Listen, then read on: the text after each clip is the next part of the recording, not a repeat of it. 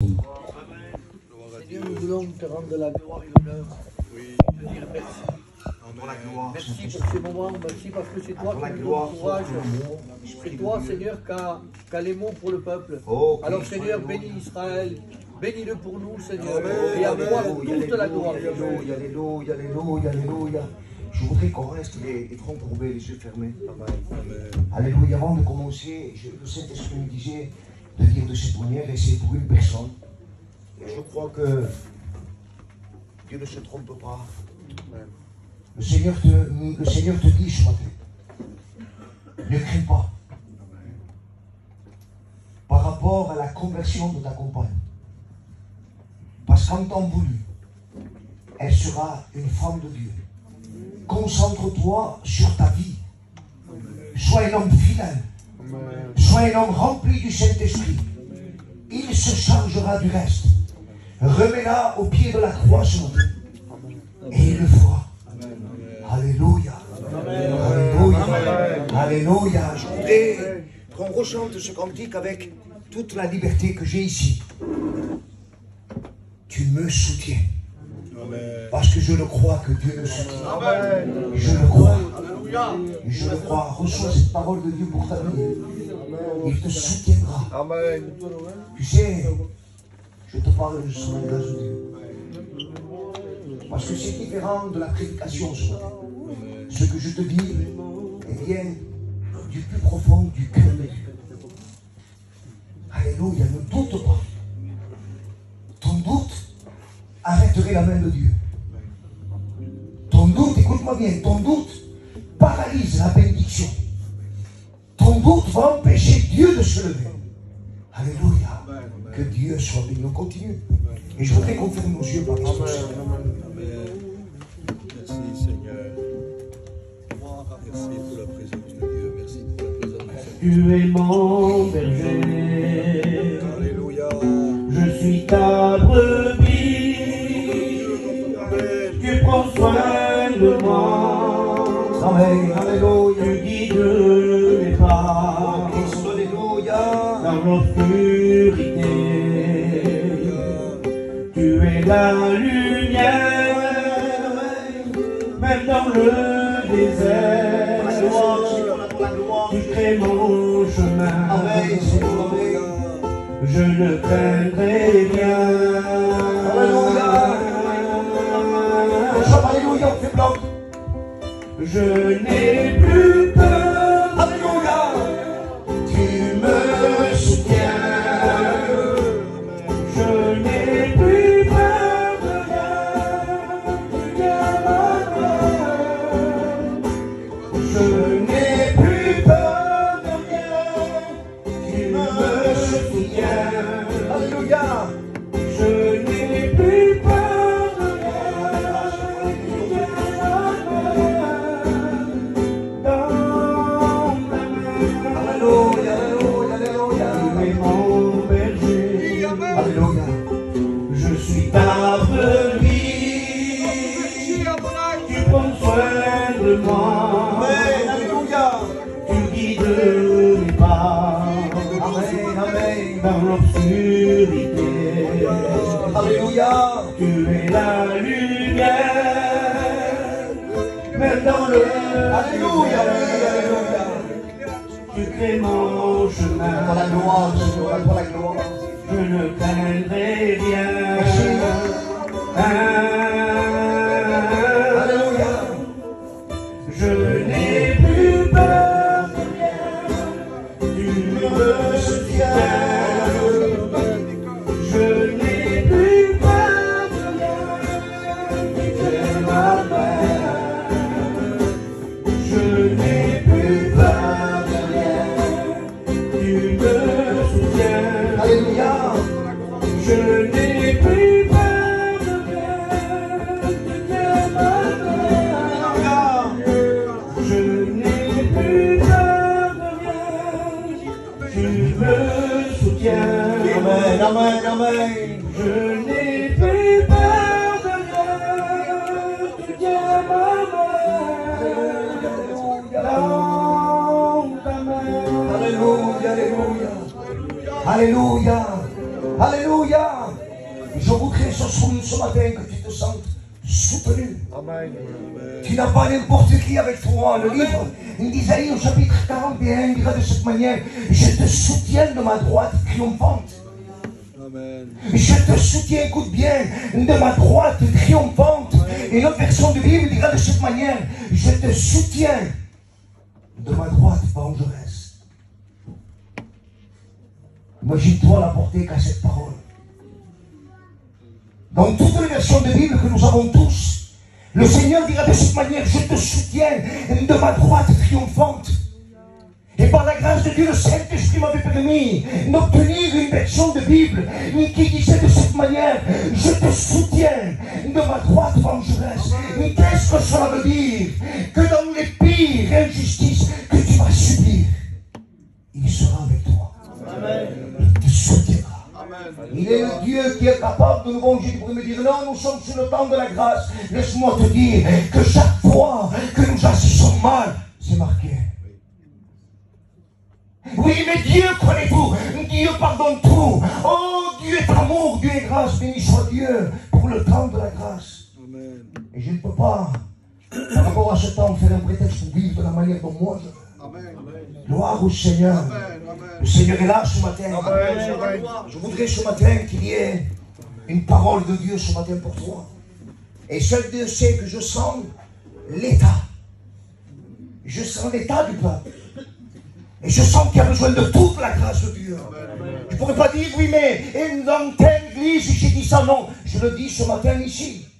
Parce qu'avec le temps, j'ai appris par le Saint-Esprit à ne plus dire: oui, mais dans telle église, oh, je ne le dis pas pour ici. Je veux le dire parce que le Seigneur me permet de prêcher ici ce matin. Il y a besoin de ce que l'église se mette en marche. Il y a besoin de ce que l'église de nouveau puisse renouer. Il y a besoin de ce que le Saint-Esprit reprenne la place au milieu des frères. Il y a un besoin terrible lorsque le diable ne pourra pas s'infiltrer dans tes problèmes personnels, lorsque le diable ne pourra pas te toucher, lorsque tu vas casser une voiture, il viendra, il s'introduira au milieu de l'église. Alléluia. Que Dieu soit béni. Vous savez, c'est un faux évangile. L'évangile de la prospérité, il y a des problèmes.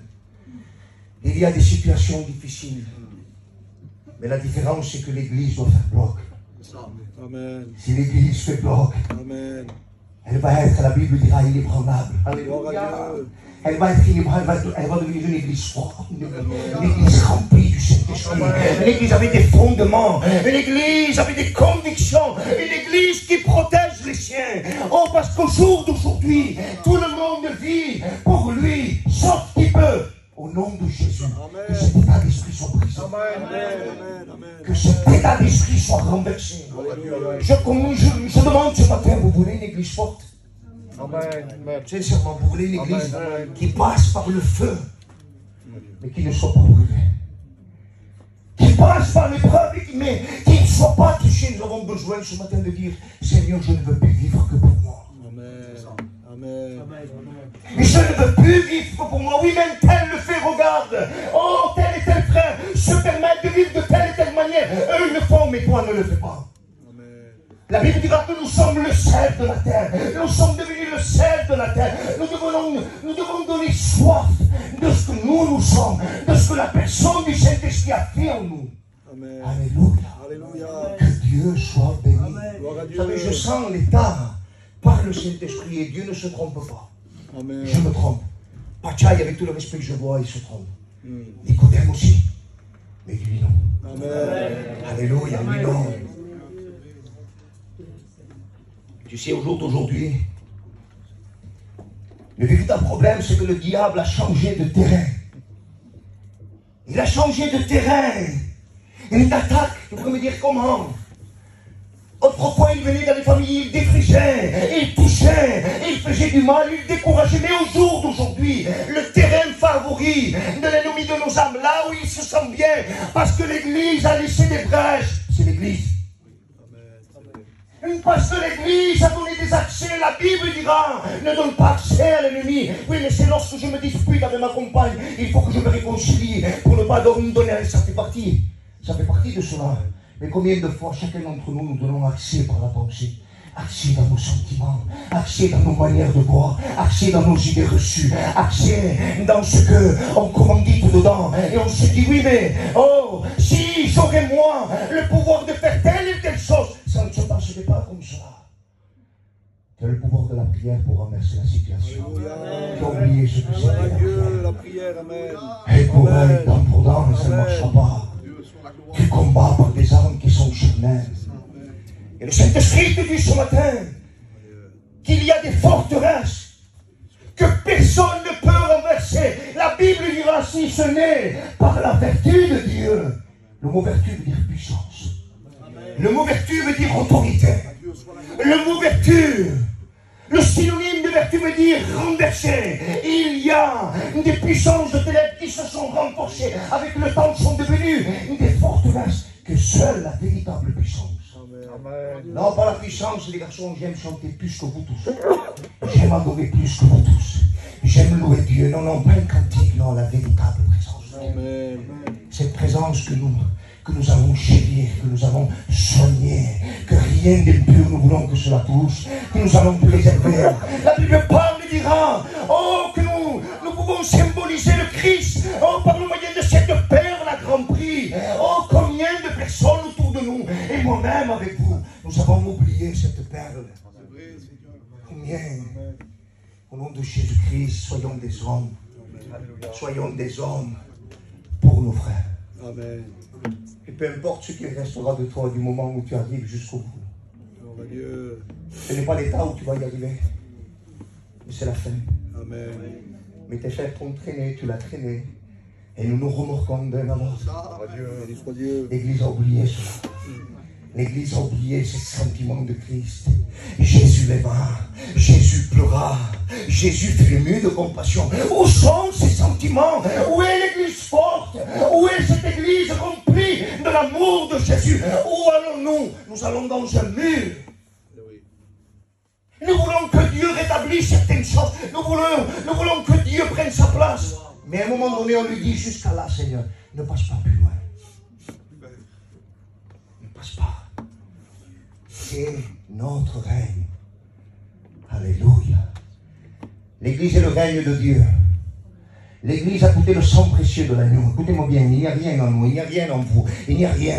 En qui que ce soit, Christ a payé. Amen. C'est une grâce de Dieu d'être participant. Je dis bien participant à l'œuvre du Saint-Esprit. Le diable a changé de terrain d'attaque malheureusement. Lorsque nous étions autrefois au milieu des frères, j'ai pris des notes ce matin et je disais, Seigneur, qu'est-ce que tu veux dire?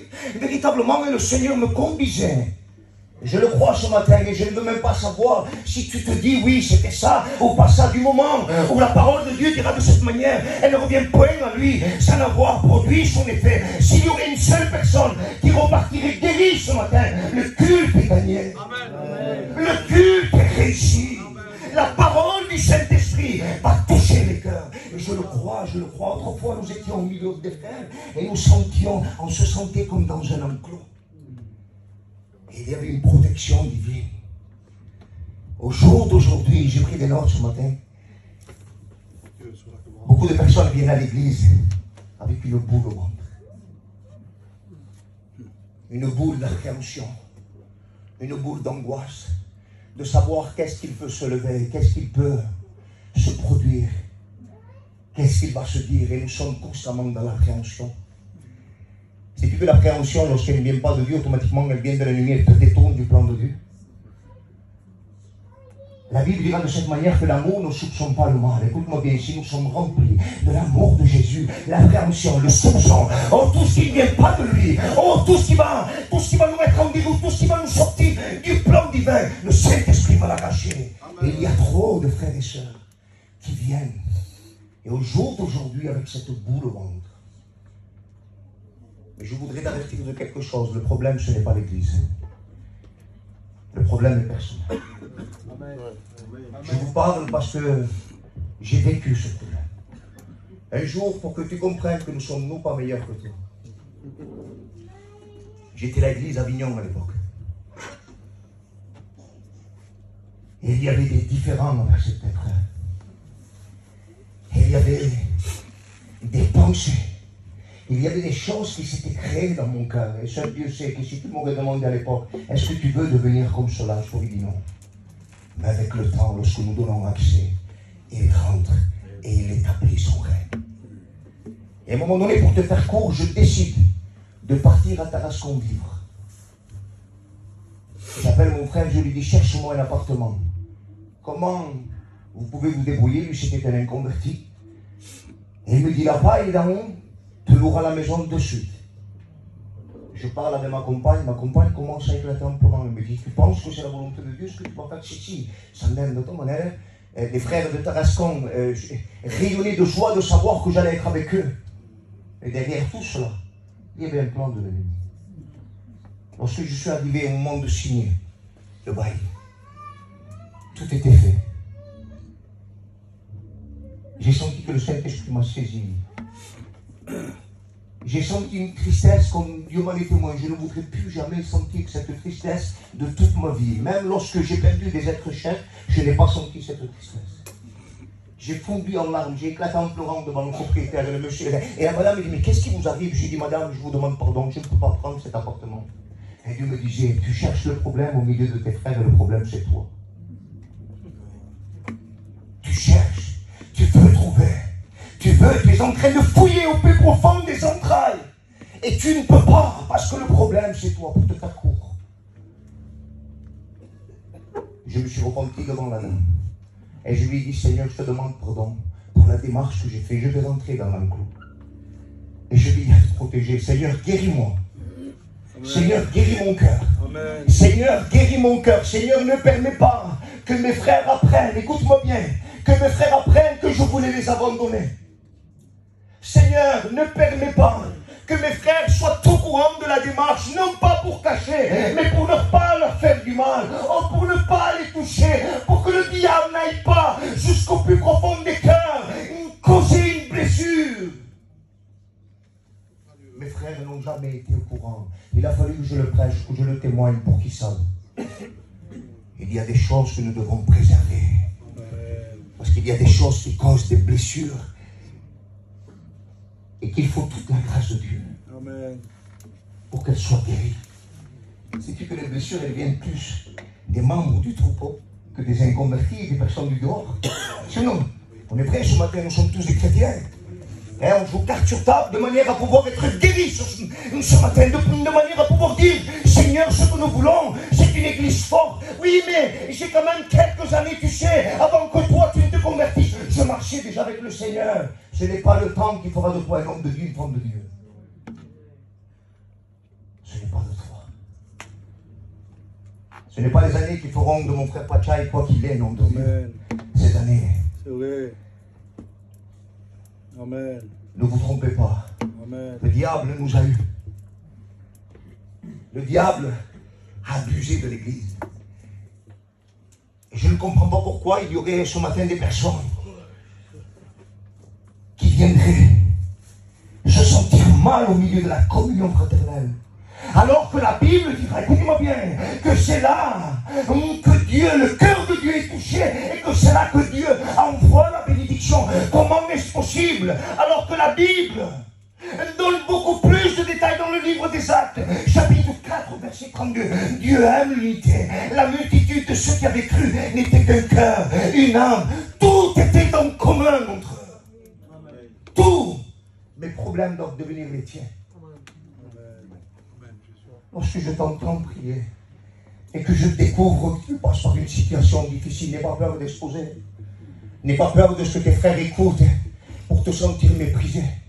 Tu sais que le mot mépris veut dire considérer comme indigne, enlever la valeur. Et il y a une valeur en nous que nous ne devons jamais permettre de pouvoir enlever, c'est la personne de Jésus. Amen. Chaque fois que nous méprisons, chaque fois que nous considérons comme indigne, c'est à lui qu'on s'adresse, c'est à lui qu'on fait du mal. Dieu aime l'unité. Le Nouveau Testament accorde beaucoup plus d'autant d'attention, écoutez-moi bien, à l'unité dans l'Église qu'au ciel et à l'enfer. C'est pas normal. Comment est-ce possible, Seigneur, tu accordes beaucoup plus de versets, de passages, de paroles qui parlent de l'unité dans l'Église, écoutez-moi bien, au ciel et à l'enfer.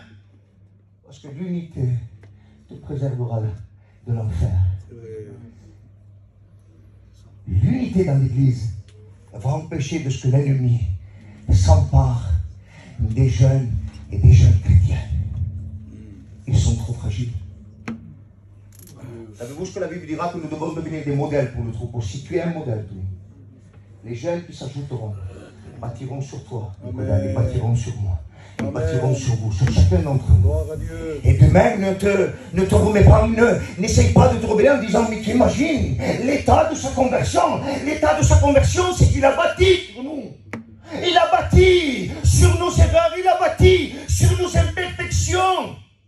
Nous ne pouvons pas nous rebeller ce matin contre la vérité de la parole. Ce que nous avons besoin, c'est de l'accepter et de nous repentir. Une église forte. Amen. Tu as besoin d'une église forte, tu n'as pas besoin d'une église qui tangue. C'est quoi une église qui tangue? Ce n'est pas une église qui a des fondements. Bien sûr que nous avons gardé la parole. Bien sûr que nous avons eu des anciens merveilleux.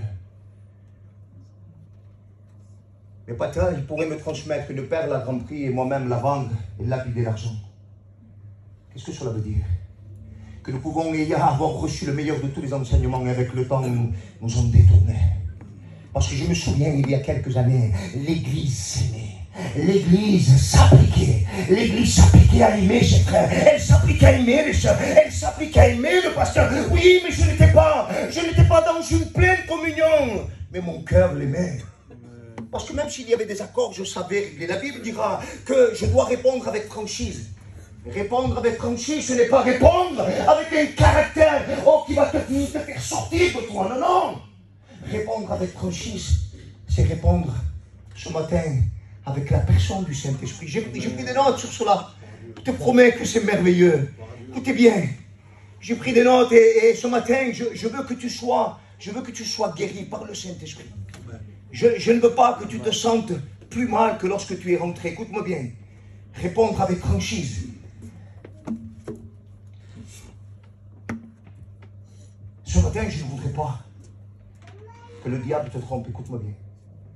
En pensant que je suis venu avec une autre opinion de moi-même et en pensant que je me sentirai au-dessus de toi et que je viens pour te piquer.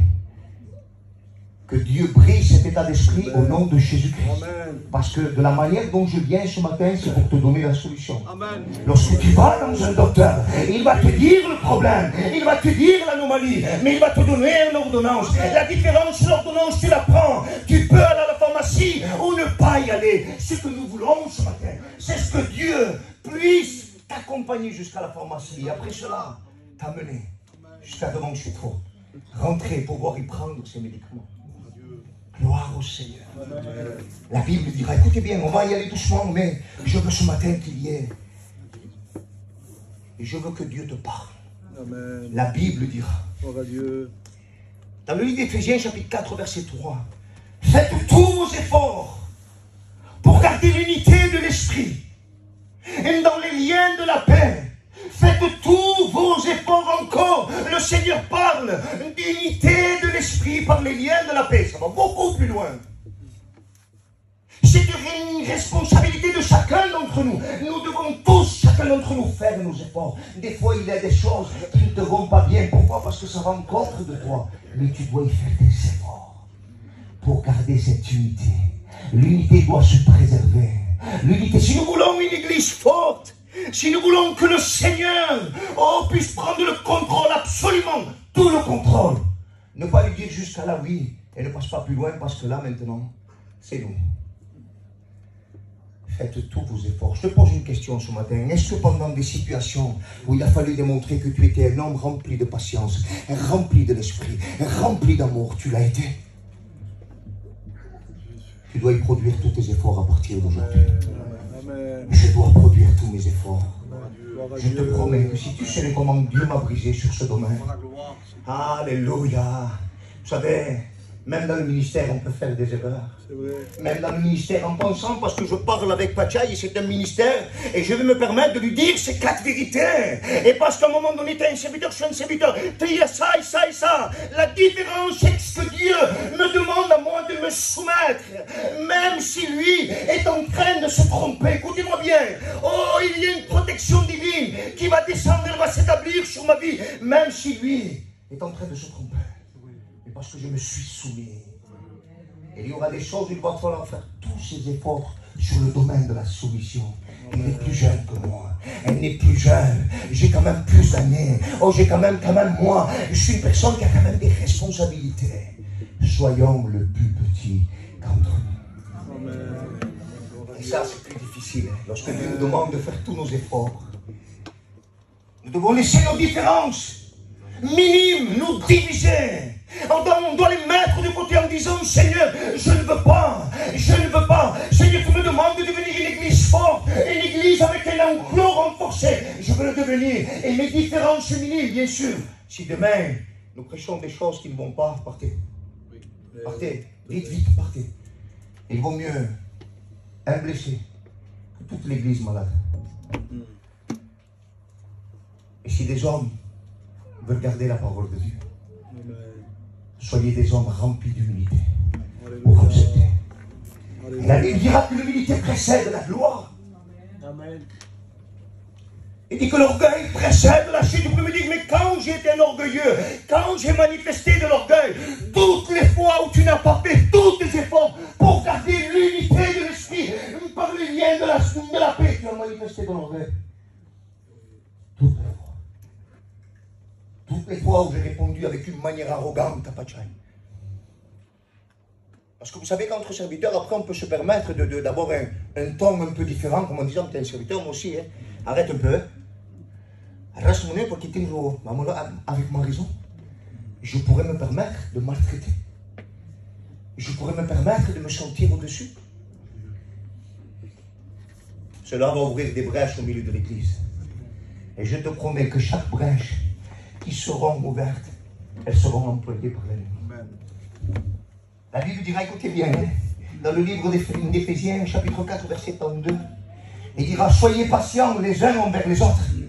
Je vous en supplie, prenez ces textes à la lettre. Écoutez bien. Soyez patients les uns envers les autres, vous montrant indulgents envers les fautes des autres à cause de votre amour. Ce que Dieu nous exhorte ce matin, Dieu nous appelle. Savez-vous que le mot exhorter veut dire appeler au secours à côté de soi-même. Cela veut dire que Dieu, le Saint-Esprit, est en train de nous appeler au secours en nous disant il y a un danger. Si vous ne changez pas de fusil d'épaule, l'église va s'affaiblir. L'église avec le temps, il y a des brèches qui vont être ouvertes. Et à un moment donné, le diable, l'ennemi de nos âmes, ne va pas rester sans rien faire. Il va les employer. Il les emploiera. Il causera du dégât. Mais Dieu est là ce matin. Amen. Oh, alléluia. Faites tous vos efforts. Soyez patients, vous montrant indulgent. Qu'est-ce que veut dire le mot indulgent? Je te pose la question. Tu ne sais pas, moi non plus. Tranquille. Ne te fais pas de soucis. Parce qu'avant, je ne savais pas non plus. Lorsqu'il y a un mot que tu ne sais pas, il est bon de le chercher. Sais-tu ce que veut dire le mot indulgent? Le mot indulgent veut dire qui pardonne et qui excuse facilement. Je te pose la question. Ce matin, Dieu nous exhorte, écoutez bien. Soyez patients les uns envers les autres, vous montrant indulgents. Je voudrais remplacer cette parole, vous montrant une personne qui pardonne et qui excuse facilement. Non pas une personne qui se permet de garder sur un piédestal, ou sur une manière de concevoir, sur un a priori, sur ses idées. Non, Dieu nous exhorte, si nous voulons que l'Église soit renforcée, à devenir des hommes indulgents, des hommes qui pardonnent et qui excusent facilement. Je pose la question. Combien sont les personnes ce matin? À partir d'aujourd'hui, et la Bible parle, il dira à cause de votre amour, le véritable problème, c'est le problème de cœur. Parce que le cœur est malade. La Bible dira que ce n'est pas ce qui rentre qui souille. Si je vois une bouteille de whisky, bien sûr. Mais des fois, c'est beaucoup plus dangereux ce qui en sort. Il y a des sentiments sentiments qui viennent du plus profond des ténèbres. Écoute-moi bien, il faut que tu le saches. Et je prends mon courage à deux mains pour te le dire. Parce qu'il n'y a pas de demi-mesure. Le diable ne prend pas de gants. Et Dieu nous exhorte ce matin. Amen. Je voudrais qu'une fois pour toutes l'Église soit renforcée. Amen. Et que nous devons ce matin plus que jamais choisir d'encourager, au lieu de se permettre de faire un état de la situation en disant oui mais moi je réagis de telle manière. Oui mais toi tu n'es pas la personne intéressée, tu n'es pas la personne à qui on devrait s'adresser parce que ça ne te concerne pas. Et savez-vous ce que veut dire le mot commérage? Parce qu'au milieu de nos églises, l'église est faible parce qu'il y a du commérage. Le mot commérage veut dire que tu transmets un info alors que tu ne fais partie ni du problème et ni de la solution. Normalement, ça ne te concerne pas. Mais Yobin, et je te le donne à toi. Et tu vas et dans nos zones tournées. Et à la fille, Caribine, l'histoire est transformée. Amen. Je me pose la question, Israël, tu veux devenir une commère spirituelle? Seigneur, non. Seigneur, non, un serviteur qui soit un commère. Pardonnez-moi les garçons. Je veux me repentir ce matin si je l'ai été.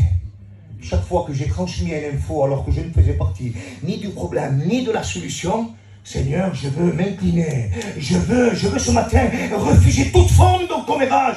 Je ne veux pas que dans le troupeau, les plus grandes blessures viennent de moi. Non.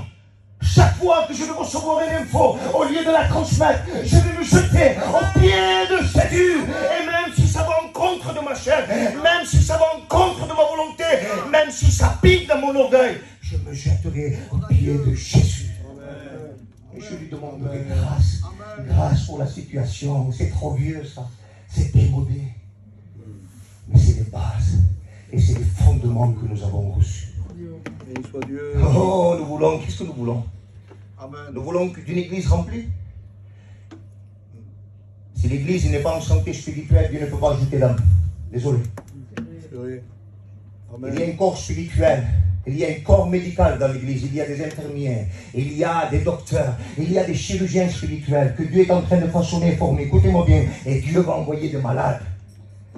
Et si l'église n'est pas en santé spirituelle, n'a pas la formation, n'a pas le dévouement, n'a pas le cœur, n'a pas le renoncement. Parce que le véritable évangile est un domaine de renoncement. Et au jour d'aujourd'hui, nous ne voulons plus renoncer. Nous voulons toujours être en avant. Toujours. Et on se plaint, oui, mais il n'y a pas de conversion puissante. Oh, les choses ont changé. Avant, tu voyais une conversion. Elle était merveilleuse, oui, mais avant, le cœur n'était pas le même qu'aujourd'hui. Non pas le cœur de la conversion, le cœur de l'église. Là, c'est pas la même, les garçons. Là, on est en train de changer. On est en train de voir là où est l'infection, là où il y a un problème. La Bible dira, écoutez-moi bien, dans le livre de Proverbes, chapitre 20, verset 19, celui qui répand la calomnie dévoile les secrets, ne fréquente pas celui qui ouvre ses lèvres. Vous imaginez? Ne fréquentons pas pour me dire, à un moment donné, comment je vais faire? C'est un frère qui est au milieu de nous. Mets-toi dans le jeûne, mets-toi dans la prière pour que Dieu change son cœur. Prends cela comme une responsabilité que Dieu t'a donnée. Si Dieu te donne la responsabilité d'Isaac, ce n'est pas à lui qu'il va la donner, c'est à toi. Et Dieu va te demander de toucher le cœur de Dieu par le moyen du cœur rempli d'amour, des sentiments de Jésus-Christ. Jésus fut ému de compassion. Le mot compassion veut dire qu'il se met. Il est capable de se mettre à notre place. Ce que Dieu veut, c'est que tu sois à la place de Christ lorsqu'il voit Isaac. Ce n'est pas les mêmes sentiments. Gloire au Seigneur. Oh, alléluia. Lorsqu'on décide de juger autrui. Parce qu'aujourd'hui, si je demanderais quels sont les juges d'autres personnes, pour me dire ça ne va pas, on ne va pas juger. Pourquoi? Parce que chaque fois qu'on juge, le Seigneur nous jugera de la même manière, sinon. Chaque fois que tu fais un constat de la chose et que tu te sens au-dessus et que tu te dis, je ne vais agir de telle et telle manière, tu es en train de juger la personne. Tu sors de la communion. Le diable essaiera toujours de te sortir de la communion pour t'exposer à ton propre orgueil. Oui, ton propre orgueil. Quel est ton propre orgueil? Chaque fois que tu te dis, oui, mais je n'aurais pas agi de telle et telle manière, j'aurais fait de cette et de cette et de cette manière. Oh, j'aurais fait différemment, j'aurais réussi à solutionner le problème. Tu t'exposes à ton propre orgueil. Si je demande ce matin, aurait-il des orgueilleux au milieu de nous? Tu t'exposes à l'orgueil, tu rentres dans une insécurité. Et le Seigneur se retire, parce que là où il y a de l'orgueil, il n'y a pas Jésus. Nous savons bien que Dieu ne se mélange pas. Est-ce que nous savons et nous comprenons que Dieu ne se mélange pas, sinon? Oui, mais Dieu est amour, Dieu est amour, mais Dieu est justice. Or qu'il y a de l'orgueil, écoutez-moi bien, Dieu est obligé de se retirer parce qu'il sait que c'était la perte, la cause du chaos sur la terre, la cause de l'humanité, la cause du chaos d'Adam. Il est obligé de se retirer. Il se doit. Parce que Dieu, écoutez-moi bien les garçons, frères et sœurs, Dieu ne se mélangera jamais. Gloire au Seigneur. Chaque fois que nous nous exposons à notre orgueil, la Bible dira, écoutez-moi bien, c'est merveilleux. La Bible dira dans le livre d'Éphésiens, chapitre 4, verset 25, renoncez au mensonge et que chacun de vous parle selon la vérité à son prochain.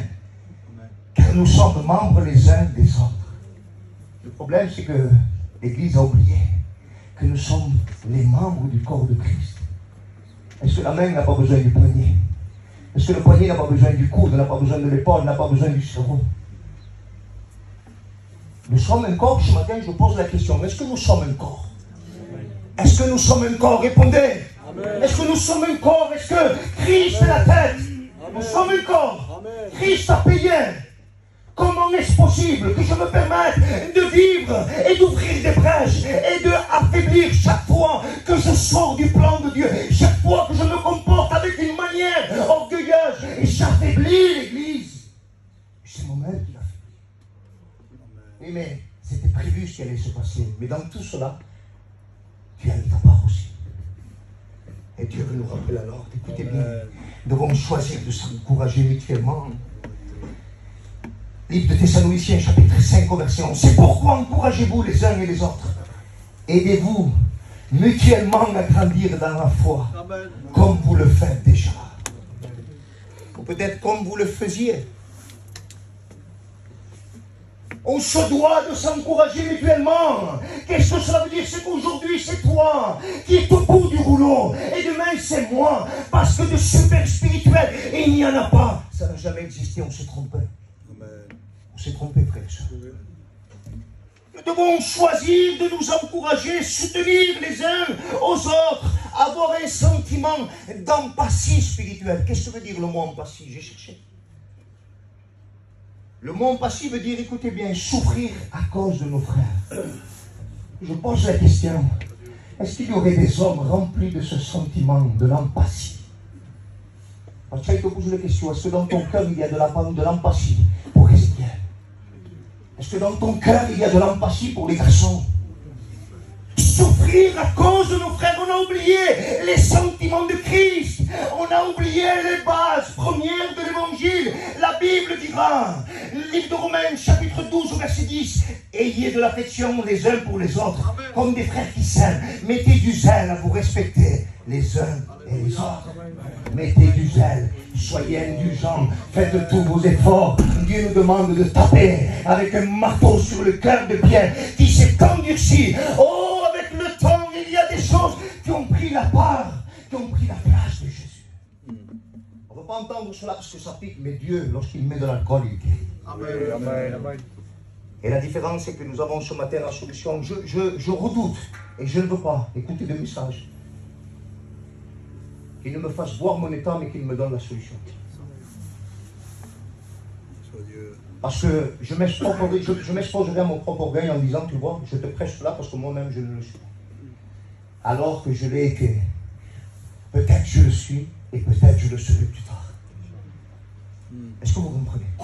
Ce matin, il n'y a personne. La Bible dit de savoir se pardonner, d'user de miséricorde. Le livre de Colossiens, c'est des textes clés qu'il faut que tu te souviennes. Chaque jour, supportez-vous les uns et les autres. Et si l'un de vous a quelque chose à reprocher à un autre, pardonnez-vous mutuellement. Le Seigneur vous a pardonné. Vous aussi, pardonnez-vous de la même manière. Aujourd'hui, le mot pardon dans nos églises a perdu sa valeur. A perdu sa valeur. Il n'y a plus de frères qui arrivent à se pardonner. Vous savez, un jour, mon ancien m'avait dit, si tu dis que tu n'as rien dans ton cœur, il faut qu'il y ait de l'amour. J'avais dit, mais pasteur, comment il y a de l'amour? Je n'ai plus rien contre lui. S'il n'y a rien, il y a quelque chose. S'il n'y a rien, il faut que ça soit remplacé par de l'amour. J'ai posé la question à ton père. Et quand même, je lui avais demandé, Seigneur, pasteur, est-ce que je sens que je suis libre ou je sens que je suis bien? Et lui me dit, tu es sûr que tu es bien? Alors il faut qu'il y ait de l'amour. Je lui dis non. Il me dit, alors il y a encore quelque chose. Demande que dans ton cœur il y ait de l'amour. Demande que dans ton cœur il y ait les sentiments de Jésus. Chaque fois que nous décidons de pardonner, nous voulons que le pardon soit accompagné de l'amour de Christ. La Bible dira que nous devons obtenir l'amour par le moyen de la personne. Seigneur, déverse ton amour dans mon cœur pour me rendre capable de pouvoir aimer. Parce que le livre de Jérémie dira de cette manière que le cœur de l'homme est inguérissable. La Bible dira il est incurablement mauvais, une version de Bible que j'ai. S'il n'y a pas un miracle, les garçons, le cœur de l'homme ne peut pas guérir. Et j'avais compris qu'à partir d'aujourd'hui, chaque fois que j'éprouverai un sentiment de pardon pour mes frères, parce qu'à un moment donné, ils ont mal, ou il y a une confusion, où il fallait qu'il y ait de l'amour. Parce que l'amour surpasse toute situation. Amen. Gloire au Seigneur. Amen. Oh, savoir se dire, je parlais de la franchise tout à l'heure. Savoir se dire une vérité dans l'amour avec franchise et non avec malice. Parce que des fois, je te dis une vérité, mais avec une espèce de malice qui serait plus fort et plus dangereuse. Il aurait mieux fallu que je me taise. Il aurait mieux fallu que je continue de protéger et que je dise, Seigneur, je ne veux pas parler parce que je ne suis pas un État. Je vais d'abord me tenir devant Dieu. Je vais d'abord chercher le royaume des cieux. Je veux, Seigneur, m'humilier pour qu'il y ait ces paroles assaisonnées de sel. Écoutez bien, la Bible dira, celui qui répond franchement donne une preuve de son amitié. Une autre version de Bible dira, celui qui répond avec franchise. Franchise veut dire qualité d'une personne qui ne dissimule pas sa pensée, qui parle ouvertement, avec droiture, avec loyauté, avec sincérité, avec spontanéité. C'est pas une personne, moi je suis franc. Ça c'est le monde. Je dis ça et ça et ça parce que moi je suis franc. Lui ne doit pas te le dire parce qu'il n'a pas le crâne de te le dire. Mais moi je te le dis. Tu es en train de faire beaucoup pire que lui. Qui sais-tu? Parce que Dieu nous exhorte à parler avec franchise, mais qu'il y ait une qualité de la personne. Souvenons-nous que nous sommes le corps, il est la tête. Il faut qu'il y ait la qualité de Jésus. Il faut qu'il y ait la sève de Jésus qui passe dedans. Il faut qu'il y ait, le principal, cette essence première qui a fait que Dieu a tellement aimé qu'il a donné. Ce n'est pas, les frères, chaque fois que vous allez dire je vais répondre avec franchise, avec le respect que je te dois. Tu vomis spirituellement. Tout ce que tu as gardé, au lieu de te décharger en Christ et de te décharger sur un trait de confiance, tu l'as gardé jusqu'au moment où tu exploses. Ça, c'est pas de la franchise. Désolé. Je continue encore parce que je me dois d'aller jusqu'au fond. Tu sais pourquoi? Parce que je veux que tu guérisses. Je veux que tu guérisses une fois pour toutes. Je te promets, l'église est malade. L'église est malade. L'église est malade et l'église ne veut pas. L'église ne veut pas accepter. Nous voulons que l'église soit remplie. Nous voulons que l'église soit un lieu où réside l'amour. Où les personnes qui vont passer le seuil de la porte vont être convaincues des péchés de justice et de jugement. Oh, il y a trop de réunions où il n'y a plus de conversion parce que l'église n'est pas en santé. Nous avons vécu un temps sur la ville d'Avignon à l'époque où les plus gros toxicomanes passaient le seuil de la porte et étaient convaincus de péché. Sans les visiter, sans leur parler, ils se donnaient la vie. Amen. Il y en avait un, je me souviens, entre la poitrine et le dos, il y avait une épaisseur comme cela, de tellement qu'il était au bout du rouleau. Il devait faire 5 cm d'épaisseur. Un garçon qui faisait peut-être 45-50 kilos. Il passe le seuil de la porte. Mais parce que l'église était remplie de l'amour, tous les serviteurs qui est passé, je te promets, étaient percutés, étaient prêchés par l'amour qu'on se portait. On vivait dans l'église, on s'aimait, on savait se pardonner, on savait user de pardon, de bonté. Oui, oui, oui, on parlait avec franchise, mais avec une qualité de la personne de Jésus. Nous étions des personnes indulgentes qui savaient pardonner et excuser facilement. Cela ne veut pas dire qu'il n'y aura pas de problème, mais dans l'avenir, veillons. Amen. Veillons. Amen. Le mot veiller veut dire soyez spirituellement attentifs. Soyez sur l'eau qui vive de l'esprit. Veillez, priez. Dieu nous exhorte à veiller avant de prier. Parce que si tu pries sans veiller, tu ne vas pas prier dans la direction. Tu pries comme battre en l'air. À un moment donné, tu pries pour rien du tout. Alléluia. Oh, je bénis la grâce de Dieu. Nous voulons nous voir de la manière dont Dieu nous voit. Nous voulons être remplis d'humilité. Le livre de Romains dira de cette manière, chapitre 12 au verset 16. Vivez en bon accord les uns avec les autres. N'ayez pas la folie des grandeurs. Après, tu vas me dire, non, mais c'est parce que l'autre, il veut s'acheter une grosse voiture. Ça ne parle pas de cela. Écoutez bien. Vivez en bon accord les uns avec les autres. N'ayez pas la folie de grandeur, mais acceptez des tâches modestes. Ne vous prenez pas pour des sages. Tu sais, chaque fois qu'on a dit, oui, mais la Bible dit que nous ne devons pas avoir la folie des grandeurs, on a parlé pour des personnes qui sortaient du cadre et qui, à un moment donné, au lieu de manifester de l'humilité dans les convois, dans les choses de ce monde, ben, ils explosaient et ça causait quand même des conversations qui étaient... Mais tu sais pourquoi ce texte nous parle ce matin? C'est parce que Dieu ne veut pas que nous ayons la folie des grandeurs par rapport à certaines tâches dans l'Église. Dieu ne veut pas. Écoute bien. Écoute. C'est la parole de Dieu. Demain, voulez vous rebeller? Parlons-en. Et nous trancherons par le moyen de l'épée. Nous allons séparer l'enfant, que la mère, la véritable mère, puisse se manifester. Ça va être difficile pendant quelques instants où le roi pourrait se tromper, mais le roi ne se trompe jamais. Écoutez bien. Vivez en bon accord les uns avec les autres. N'ayez pas la folie de grandeur, mais acceptez des tâches modestes. Tu vises à plus gros dans l'église. Voilà pourquoi ça te met dans une position dangereuse. Parce qu'à un moment donné, un frère, que par la grâce de Dieu, Dieu a choisi avant toi, ça te pique au-dedans. Au lieu de te réjouir de la prospérité de nos frères et sœurs, Amen. Au lieu d'être rempli de ce cœur d'amour, merci Jésus, parce que c'est toi qui veux l'employer, d'avoir ce cœur rempli de modestie, rempli de l'amour de Christ, pour pouvoir devenir cet appui pour ton frère. Oui, mais le frère a reçu dans la trésorerie, le frère a reçu dans le diaconat, le frère a reçu, dans le moyen, il va devenir un étudiant, il va devenir un diacre, il va devenir un moyen de bénédiction. Seigneur, tu ne m'as pas choisi à moi, mais tu m'as choisi pour être un appui. Tu m'as choisi pour être un appui. Et aujourd'hui, on fait le constat de la chose et on attend qu'il se plante. Je le savais. Tu le savais. Et tu avais le moyen de la solution par le moyen de la prière, tu l'as pas fait. N'ayons pas la folie des grandeurs. Ne pense pas que Dieu s'adresse au pasteur parce qu'il va s'acheter une Mercedes, quoi qu'il ne le fera pas. Parce que nous devons être des hommes humbles, si ou non? On se doit, hein? Non, il parle de la folie des grandeurs par rapport à viser des tâches beaucoup plus hautes que Dieu veut nous confier. Et qu'à un moment donné, il dira, ne vous prenez pas pour des sages. Lorsqu'on se prend pour des sages, on se sent au-dessus de la personne en face. Pourquoi? Parce que le cœur est malade, l'église est affaiblie, le diable rentre et sort de la manière dont lui il veut. Il sème dans un cœur, le cœur bat, le transmet à un autre. Et à un moment donné, nous verrons plus tard que par le moyen de la franchise, lorsqu'il n'y a pas le cœur de Dieu, il y a de la zizanie. Amen. Alléluia. Amen, amen. La Bible dira, je vais terminer. Amen.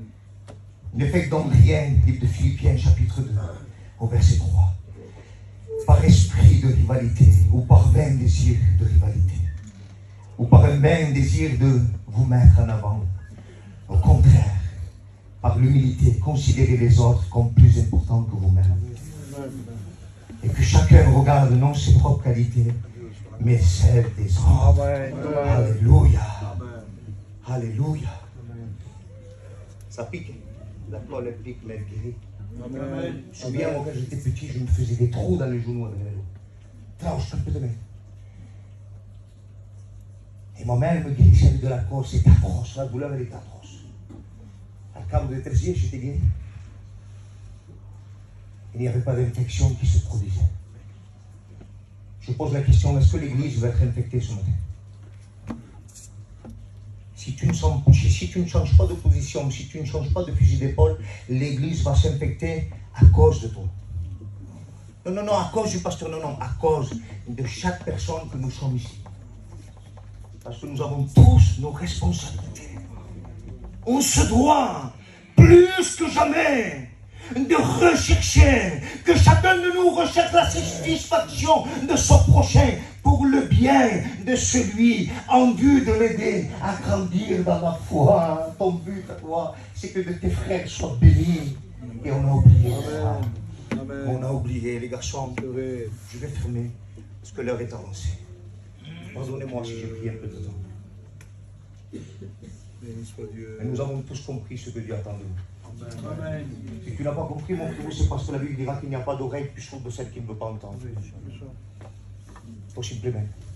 C'est parce que ton cœur est malade et tu ne peux pas accepter la vérité. Et je t'ai dit que Dieu avait la solution. Si tu te repens ce matin, Dieu remet tout en ordre. Amen. Amen. Écoute-moi, la parole de Dieu n'est pas pour la personne que tu as à côté. La parole de Dieu est un miroir. Elle me vise à moi. Ce matin, je te promets, elle me disait, tu parles de ça dans les temps à venir, lorsque se lèvera ce problème dans ta vie, mets en pratique ce que tu as prêché. Parce que si tu ne mets pas en pratique, même l'effet que la parole de Dieu devait produire dans les cœurs ce matin, elle ne va pas le faire. Parce qu'il n'y aura pas de vécu. Pourquoi tu vois des fois un petit message pas éloquent, mais c'est ce qu'il y a vide. Pourtant, il ne casse pas des barres, frère. Mais il y a la vie. Amen. Il y a cette scène. Alléluia. Nous vous en supplions, nous nous sommes trompés d'ennemis. Si l'église est affaiblie, si l'église est malade, si on se sent mal, s'il y a des personnes qui viennent avec une boule au ventre, ce n'est pas normal. On prie le Seigneur et je demanderai à mon frère Pachaï de pouvoir prier. Amen. Amen. Amen. Alléluia. Amen. Nous bénissons ton amour. Notre Père, nous voulons te remercier.